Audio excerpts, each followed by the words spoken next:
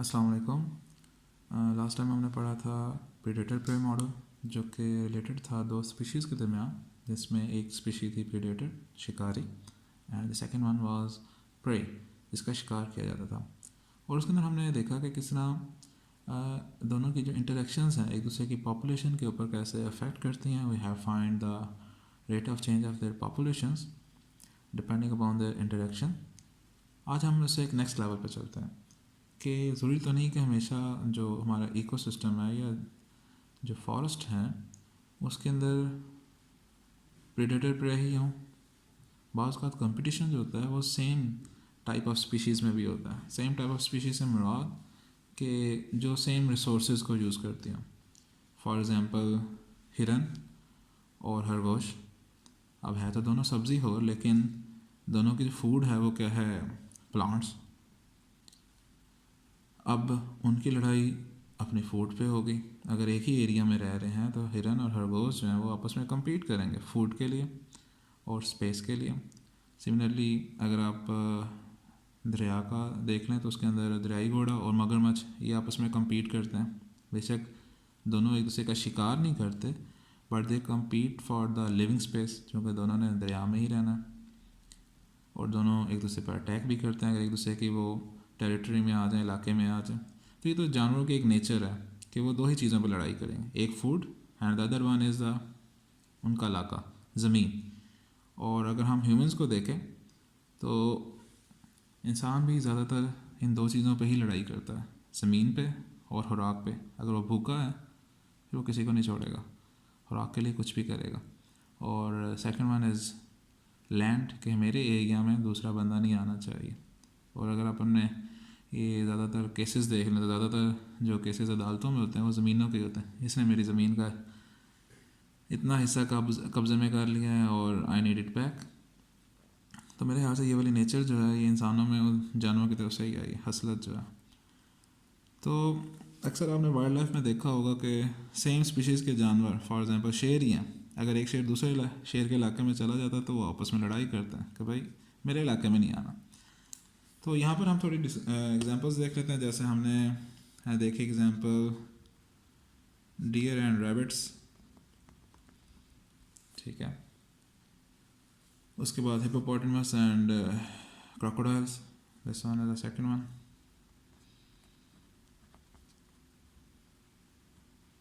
Hippopotamus and crocodile. और कोई example हो सकती है इस तरह जो है, जो जंगली गाय है और ज़ेब्रास, ये दोनों आपस में जो कि सेम इलाके में रहते हैं तो ये भी कम्पीट करेंगे। तो हम लिखते हैं cows and zebras and so on, there are plenty of many examples. अब यहाँ पर सीन ये है कि कंपटीशन जो है अब वो दोनों जो है सब्ज़ी खोर और गोश्त खोर जानवरों के दरमियान हो सकता है। उप्स, कैमरा थोड़ा सा मेरा हिल रहा है आज, अल्लाह हैरी करा। Let me fix it. Okay, तो आज हम इनका मॉडल बनाते हैं। Let's say we are take example of deer and rabbit. ये चलें, we take cows and zebras, ये ज़्यादा इजी है। अगर कोई कह सकता है सर रैबिट्स तो ज़मीन के नीचे रहते हैं और हिरन ज़मीन के ऊपर, तो ये कैसे कम्पीट करेंगे? स्टिल है तो सेम ना, इलाका तो सेम है, रिसोर्सेज तो सेम है। तो चलो cause and zebras.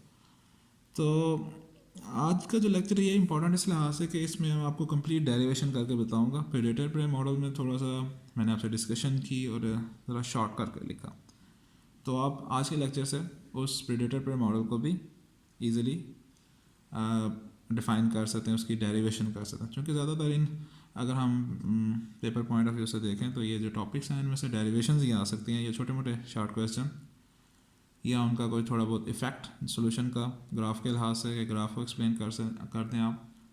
In differential question को आप सॉल्व नहीं कर सकते without the help of numerical solvers. तो चलते हैं। तो इसके लिए सबसे पहले जो हम लिखेंगे वो है अजम्पशंस। तो सबसे पहले हम बताना है कि दो कौन सी हम स्पीशीज़ को सिलेक्ट कर लें। तो we will write suppose two different species of animal occupy the same ecosystem. ठीक हो गया कि एक ही जंगल के अंदर उन दोनों स्पीसीज का मौजूद होना लाजमी है। And they compete with each other for resources। अब resources की टाइप क्या हो सकते हैं? Resources can be food, and second thing is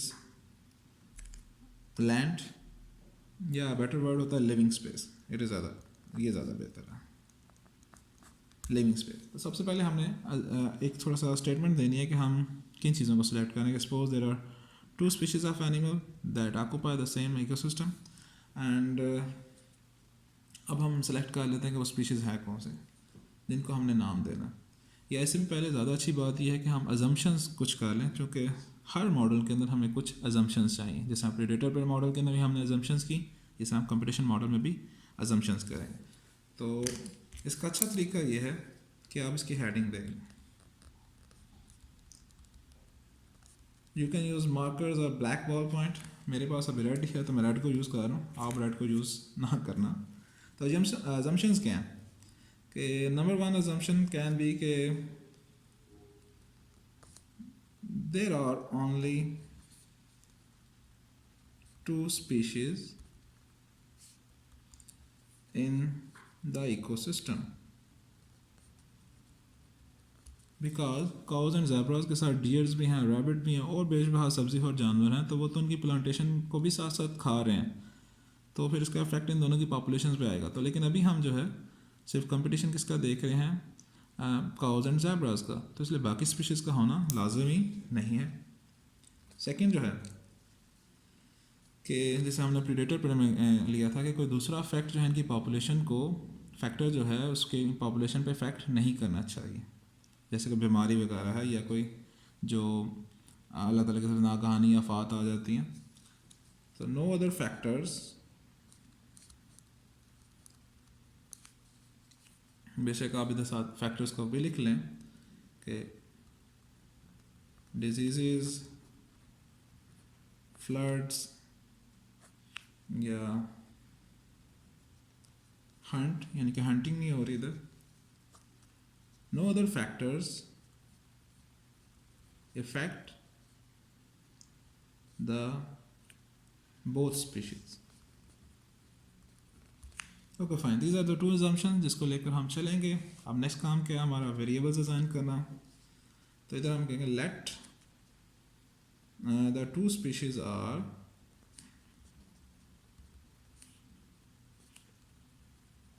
cows and deer।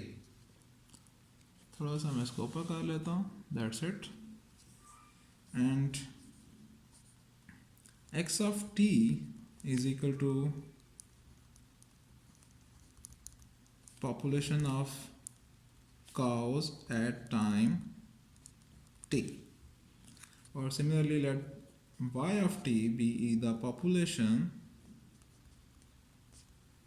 of zebras, कुछ zebras भी कहते हैं, जो मर्जी कह रहे हैं, प्रोनाउंसिएशन एक ही बात है। और मज़े की बात बताऊँ कि कल मैं एक वर्ड की प्रोनाउंसिएशन देख रहा था, तो उसकी 4 प्रोनाउंसिएशन निकले हैं। One was American and the second one was British, third one was Australian and fourth पता नहीं कौन सा मुल्क था। तो मैं ये सोच रहा था कि जब अंग्रेज़ जो हैं जिनकी अपनी ज़ुबान है उनमें भी इतनी ज़्यादा प्रोनाउंसिएशंस हैं, तो हमें जो दूसरे हम सब कॉन्टिनेंट वाले या दूसरे जो नॉन इंग्लिश पर्सन हैं उनको इंग्लिश के प्रोनाउंसिएशन में इतना ज़्यादा फोकस नहीं करना चाहिए। Because there was one word compete, तो जब दो जो स्पीशीज़ हैं या कोई भी दो पर्सन आपस में किसी चीज़ के लिए मुकाबला करते हैं तो दे बिकम कंपेटिटर्स। तो मेरे दोस्त ने एक दफ़ा मुझे बताया कि I was using the word competitors, तो उसने कहा नहीं this is not competitor, this is competitors. तो आफ्टरवर्ड मैंने देखा कि एक जो थी प्रोनाउंसिएशन उसके अंदर कंपेटिटर था and the second was competitor.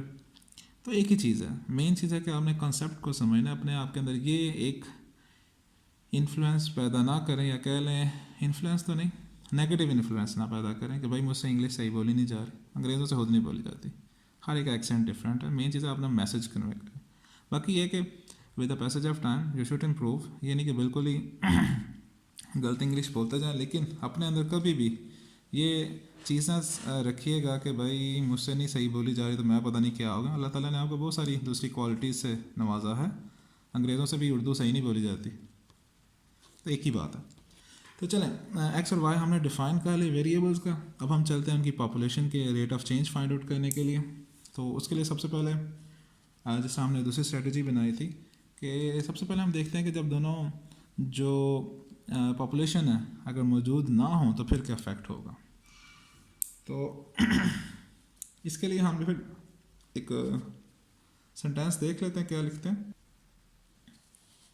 Okay, मैं थोड़ा सा इसको सेटिंग कर लूँ। तो इसे हम लिखेंगे, फर्स्ट सेक्शन क्या है कि the rate of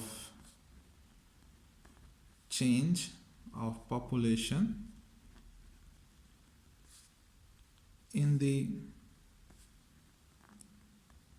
absence of other species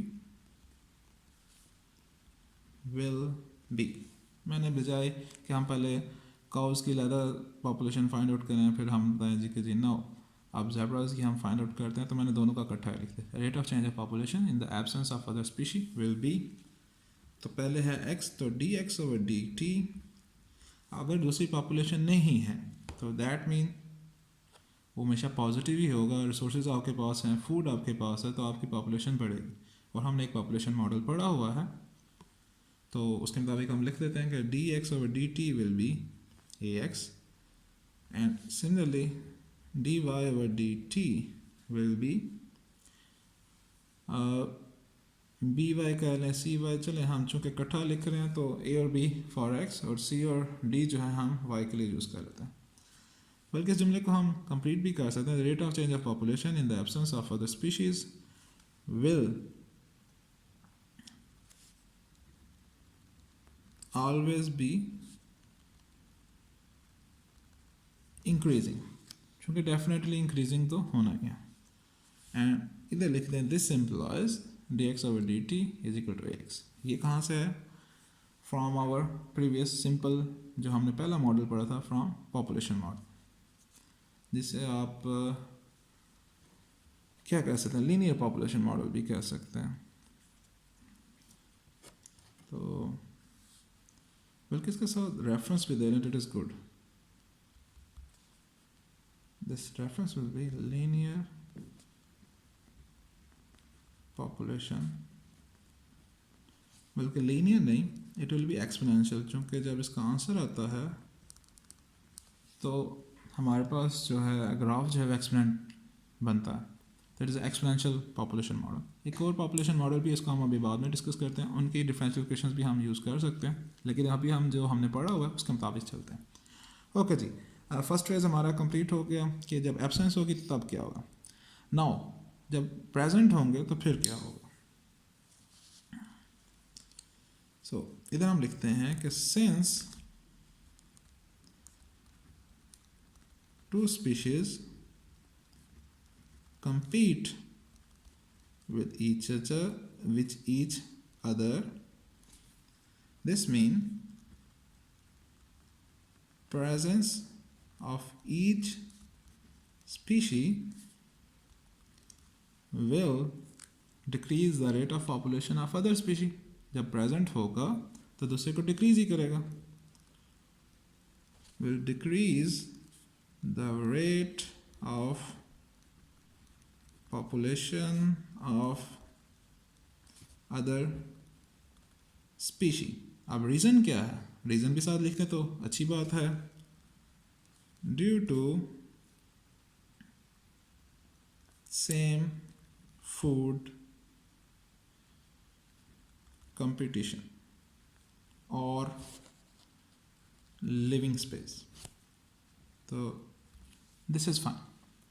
अब हम इसकी डिफरेंशियल इक्वेशंस लिख लेते हैं कि उसके ऊपर क्या इफेक्ट आएगा। दिस इम्प्लाइज, तो d x over d t will be a x minus b y, and similarly d y over d t will be, या इसका नाम दे लें 1, तो मैंने ऊपर वाले जो सेक्शन है उसको 1 लिख लिया, तो यहाँ पर हम लिख देंगे कि y 1 के अंदर हम इम्प्रूव करें 1 implies dx over dt is equal to x minus py. Similarly other was dy over dt, तो cy minus dx. ओके तो ये तो हमने लिख लिया अभी इक्वेशन, लेकिन स्टिल हमें भी पता है कि ये जो इक्वेशन है इसमें एक चीज़ लैग कर रही है. अब ये नहीं है कि वही फॉर्म बात कि अगर से यूनिवर्सिटी इज़ फॉरेस्ट, तो हम एक कोने में गेट नंबर से 2 पे हैं और गेट नंबर 1 के ऊपर दूसरी स्पीशी है, तो कैसे अटैक करेंगे एक दूसरे के ऊपर? They must interact. तो इसको हम आगे लेकर चलते हैं. Let me adjust the page. इसको हम नाम लेते हैं क्वेश्चन नंबर 2 का, ताकि जब हम आके रेफरेंस दें तो फिर 2 का हमें पता हो. तो इधर हम लिखते हैं कि as we know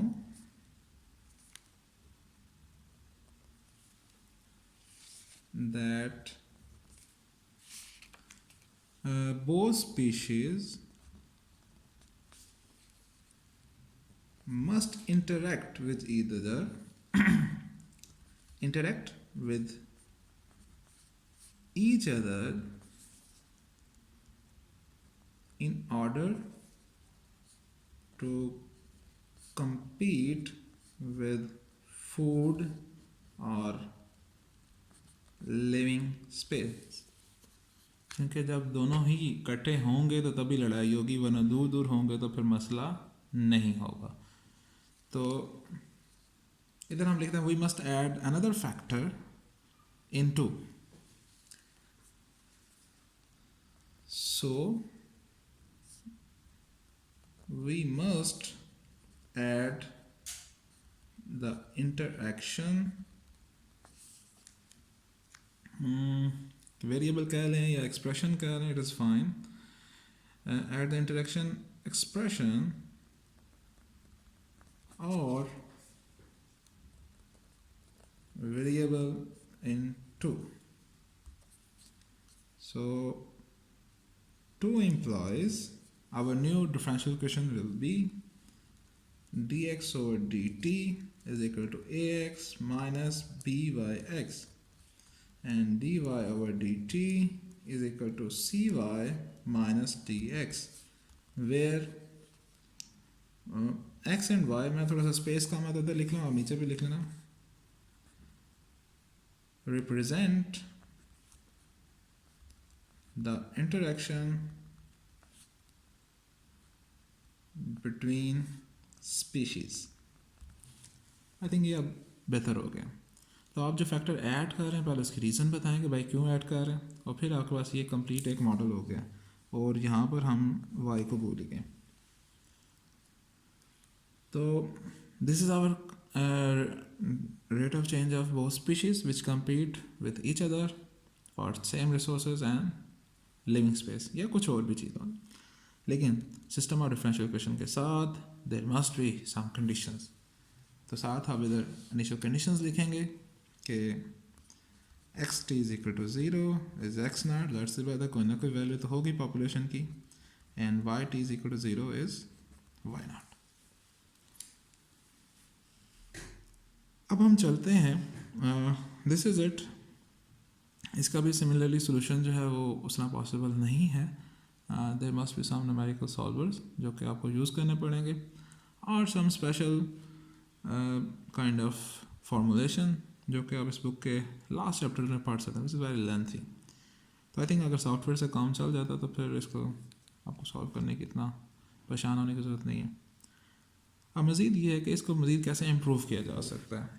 for example the one model जो मैंने यहाँ पर पहले बात की थी पॉपुलेशन की, कि हम पढ़ते हैं एक्सपोनेंशियल पॉपुलेशन मॉडल. चलें एक बात ज़हन में आगे तो आपसे डिस्कस कर देते हैं. अब इन एक्सपोनेंशियल पॉपुलेशन मॉडल्स का जो मसला है, जो इनमें एक प्रॉब्लम आती है, वो ये है कि ह्यूमन जो भी कोई स्पीशी है अगर इस मॉडल के मुताबिक चलें तो वो तो बढ़ती जा रही है, बढ़ती जा रही है और बढ़ती जाएगी, जो कि इन रियलिटी पॉसिबल नहीं है. बिकॉज आप एक इलाका रख लें, अगर उसमें आप पॉपुलेशन बढ़ाते हैं तो खुराक ख़त्म हो जाएगी, तो भाई फिर कैसे पॉपुलेशन इंक्रीज करती जाएगी? There must be some bound कि अगर पॉपुलेशन इंक्रीज करती है तो उसके ऊपर उस ड्यू टू इट्स इकोसिस्टम या सराउंडिंग या due to resources of food उसके ऊपर कोई एक बाउंडेशन होनी चाहिए जिस जो इसको रोके भी, ताकि अगर वो ज़्यादा बढ़ जाए तो फूड ख़त्म हो जाए तो फिर उसके अंदर एक्सपोनेंशियल इंक्रीज ना आए, थोड़ा सा कह लें रियलिस्टिक इंक्रीज आ जाए नेचर के लिहाज से, थोड़ा सा लीनियर या डिक्रीज आना शुरू हो जाए। That depend upon the situation. तो उसके लिए एक हम मॉडल यूज़ करते हैं, दैट इज़ लॉजिस्टिक मॉडल। मैं आप उसकी इक्वेशन लिख देता हूँ। लॉजिस्टिक मॉडल क्या कहता है कि जब आपके पास कोई एक सिंपल पॉपुलेशन है वो एक किसी सिस्टम या इकोसिस्टम के अंदर रखी जा रही है, तो उसकी जो इक्वेशन है that will be dx over dt is equal to ax। चले वेरिएबल्स हम चेंज कर लेते हैं, चूँकि मैंने a और b यूज़ किया, a1 of x minus b1 of x x²। अब यहाँ पर देखें x है तो x²। अब ये जो x² है, ये जो फैक्टर है, ये क्या है, इस पॉपुलेशन को बाउंड कर रहा है। जब ज़्यादा पॉपुलेशन होगी तो उसमें से डिक्रीज आ रहा है due to food shortage, due to certain fix food resources. अन्य बातों नहीं आपको फूड सप्लाई मिलती जाती ना, वो सिर्फ गेम्स वगैरह में पॉसिबल है जिसमें आपको फूड सप्लाई आती जाती है and you carry on to fight. Real में हमेशा फूड सप्लाई लिमिटेड होगी।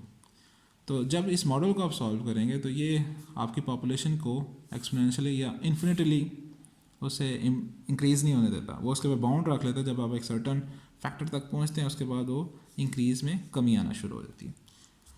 तो अगर हम इस पॉपुलेशन मॉडल को अपने इस कंपटीशन मॉडल में यूज़ करें as a starting, for example let's say जो हमने शुरू में पॉपुलेशन मॉडल लिया था उसको अब हम इधर ये वाला इस्तेमाल करें तो फिर क्या होगा। तो पहले मैं चलें दोनों इक्वेशंस के लिहाज से लिख देता हूँ कि what will be the models, let dy over dt is equal to a2y minus b2y²। और इसके बारे में हम थोड़ा सा इधर लिख लेते हैं कि if we select the logistic population model for species in the absence of other, then the differential equations for the rate of change of population of cows and zebras will be this one. अब again वही next phase हमने क्या करना है, इसके अंदर interaction apply करना है। तो वो मैं अब यहाँ पर डायरेक्टली लिख रहा हूँ क्योंकि पीछे सारी चीज़ें हमने कर दी हुई हैं। तो अब हम सेकंड फेज को डायरेक्टली लिख लेते हैं और बेशक साथ यहाँ पर हम ये भी लिख देते हैं कि we have use logistic population model because it is more realistic, ठीक है, to improve our model of competition. तो ये भी आप जुमला यहाँ पर ऐड कर सकते हैं, बल्कि तो मैं लिख देता हूँ कि we have used logistic model to get our competition model more realistic. That is fine, ताकि थोड़ा सा अब ये भी बताया जा सके कि इसकी नीड क्या थी। तो अब आगे लिखते हैं कि when both species interact with each other, इस सेट को हम नाम दे लेते हैं, we have numbers, this was 3 तो इसे नाम लेते हैं 4। then 4 implies तो अब हम यहाँ पर चूँकि मैंने इंटरेक्शन लिख दिया है तो इकट्ठा ही हम इसके अंदर ऐड कर लेते हैं। तो dx/dt will be a1x minus b1x², और चूँकि वो इफेक्ट जो है वो डिक्रीज ही लाएगा तो माइनस c1 कह लें, ताकि वो 1 वेरिएबल चल रहे हैं x एंड y। और सिमिलरली dy/dt थोड़ा सा एडजस्ट करवा दें, that will B a2y minus b2y² minus c2xy, and where xt is equal to 0 is x0 and yt is equal to 0 is y0.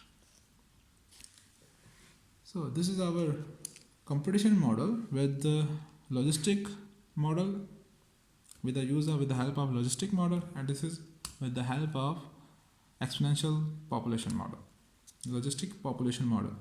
और फिर हम इसे लॉजिस्टिक मॉडल भी कह सकते हैं, कहते हैं, चूँकि सबको पता है कि लॉजिस्टिक मॉडल जो है पॉपुलेशन के लिए यूज़ होता है, ये किसी और चीज़ के लिए यूज़ नहीं होता। तो दिस इज़ इट। अब यहाँ पर आपने ये परेशान नहीं होना कि वो लॉजिस्टिक मॉडल तो हमने पढ़ा ही नहीं है, तो ये क्या है, बस मैंने आपको रीज़न बता दिए और इक्वेशन आपने देख ली है, तो आई थिंक इसमें आपको ज़्यादा ट्रबल नहीं होगी। सो अब अगर आपको इस लेक्चर में मैंने एक फुल डिटेल आपको एक बता दिया है कि डेरिवेशन का स्टाइल क्या होना चाहिए, तो होपफुली आपको इसकी समझ आ गई कि first we have to assume, second आपने वेरिएबल डिफाइन किए, इधर वेरिएबल डिफाइन किए, फिर आपने कुछ रीज़न लिखेंगे कि जब एब्सेंस होगी तो फिर क्या पॉपुलेशन मॉडल होगा, जब वो प्रेजेंट होंगे तब क्या अफेक्ट आएगा, फिर प्रेजेंट होने के बाद हम इसमें लिखेंगे कि जब तक इंटरेक्शन नहीं होगी तब तक वो एक दूसरे के ऊपर अफेक्ट उस तरह नहीं डालेंगे, तो देयर मस्ट बी इंटरेक्शन, तो हम इंटरेक्शन का फैक्टर डाल दिए। फिर हमने अपने मॉडल को मज़ीद इंप्रूव करना चाहा, तो हमने कहा चलें एक्सपोनेंशियल की जगह पर हम लॉजिस्टिक अप्लाई करते हैं। हमने लॉजिस्टिक इक्वेशंस देखी और फिर लॉजिस्टिक के अंदर हमने थोड़ा सा पेजेस एडजस्ट नहीं हो रहे, लॉजिस्टिक के अंदर फिर हमने बताया कि जब इंटरेक्शन होगी तो what will be the affect. ठीक है, तो दैट्स इट। अब क्वेश्चन अगर पूछा जाए कि आपने कंपटीशन मॉडल लिखना है विद यूजिंग एक्सपोनेंशियल, तो आप उसको उस तरह लिख सकते हैं। अगर स्पेसिफिकली पूछा जाए कि भाई लॉजिस्टिक ही लिखना, फिर आप इस चीज़ को थोड़ा सा एक्सप्लेन कर सकते हैं इस तरह से कि पहले आप सिंपल प्रेजेंस का लिखें खुद, और फिर उसके बाद इंटरेक्शन का अफेक्ट डालें, तो ज़रा कंप्लीट हो जाए। अगर आपने दोनों के लिहाज से पूछा गया तो पहले लिखा हुआ है, तो फिर डायरेक्ट लिखने में कोई मसला नहीं है। होपफुली आपको इसकी समझ आ गई होगी। स्टिल अगर इसमें कोई आपको प्रॉब्लम लगती है या कोई कहीं पर भी कंफ्यूजन आती है, तो आप कमेंट करके पूछ सकते हैं, और काइंडली कमेंट में साथ जो है उसका वीडियो टाइम ज़रूर लिखा करें, इस तरह फिर चीज़ों को समझने में आसानी हो जाती है, आपके लिए भी, मेरे लिए भी, और बाकी तमाम जो स्टूडेंट सुन रहे हैं उनके लिए भी जो आपका क्वेश्चन देखेंगे। टिल देन, अल्लाह हाफ़िज़।